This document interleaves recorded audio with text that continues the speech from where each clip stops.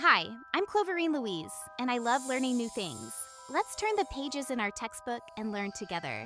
What does it take to become the first? Not just in your city, not just in your state, but in an entire country. Today we are learning about Dr. Rebecca Lee Crumpler, the first African American woman to earn a medical degree in the United States.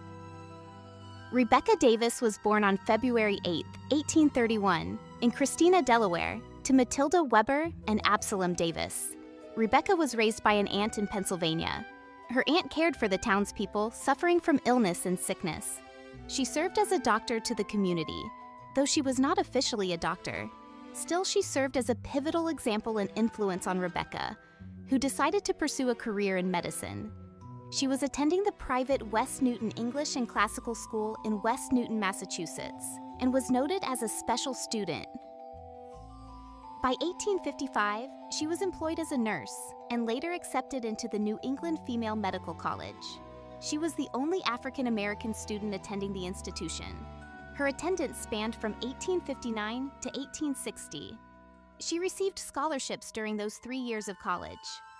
The funding was originally provided by the Commonwealth of Massachusetts and later by the Wade Scholarship Fund. This was the mid-19th century. Women did not enter these spaces. It was rare for a woman to attend medical school. It was even rarer for a black man to do so. In 1860, the high need for medical care for American Civil War veterans and soldiers created a high demand for medical care, increasing opportunities for women physicians and doctors. Since she was an excellent student and very knowledgeable about medical care, a supervising physician recommended her for admission to medical school. At this time, she was only a medical apprentice. In 1860, the United States had 54,543 physicians. 270 were white women, 180 were black men, but Rebecca was about to make history. In 1864, Dr. Rebecca Lee became the first African American woman to become a formally trained physician in the United States, graduating from New England Female Medical College. This was 1 year before the end of the Civil War. Millions of black people were enslaved, and many who had escaped risked being captured and re-enslaved by slave catchers. This was a very pivotal moment in history. Dr. Rebecca Lee was a pioneer, and her efforts did not stop with graduation. By the time she graduated, she had married Wyatt Lee, a formerly enslaved man and laborer from Virginia.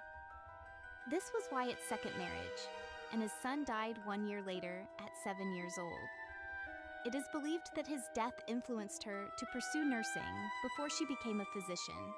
Her husband died of tuberculosis in 1863 while she was still a medical student. After graduation, Dr. Rebecca Lee practiced medicine in Boston, primarily providing medical care to poor African American women and children. After the Civil War, she moved to Virginia, hoping to help freed women and children, believing this would provide missionary service and allow her to learn more about diseases that affected women and children. In 1865, she married Arthur Crumpler, a formerly enslaved man who escaped slavery and would lose contact with much of his family, who were still enslaved and sold away. He was able to locate one sister out of his entire family. Dr. Rebecca Crumpler worked for the Freedmen's Bureau, providing medical care to freedmen and freed women who were denied treatment by white physicians. During her tenure with the Freedmen's Bureau, she experienced extreme racism and even faced barriers when white physicians refused to fill prescriptions she was in charge of, ignoring her capability to be a physician because she was black and a woman. These white physicians were so cruel that they joked that the MD behind her name stood for mule driver instead of medical doctor. A very cruel and unnecessary way to spend one's energy to insult Dr. Crumpler, who studied and worked hard to become a medical doctor. She did it to serve others. Looking back at her aunt's work in caring for the townspeople, Dr. Crumpler wanted to help people, not exploit or experiment on them for national praise or notoriety.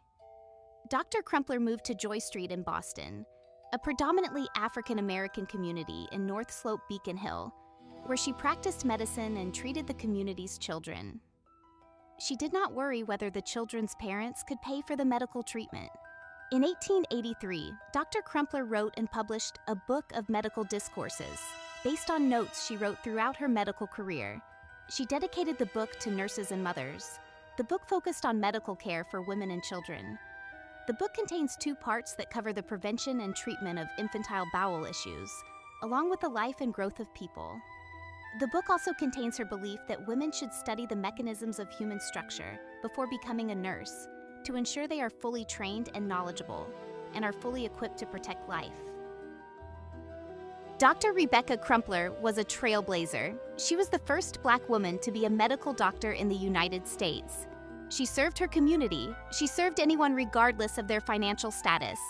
She set forth to help others, inspired by her aunt, whose service, along with the service of other Black women from her day, is not always recognized by the public or medical community.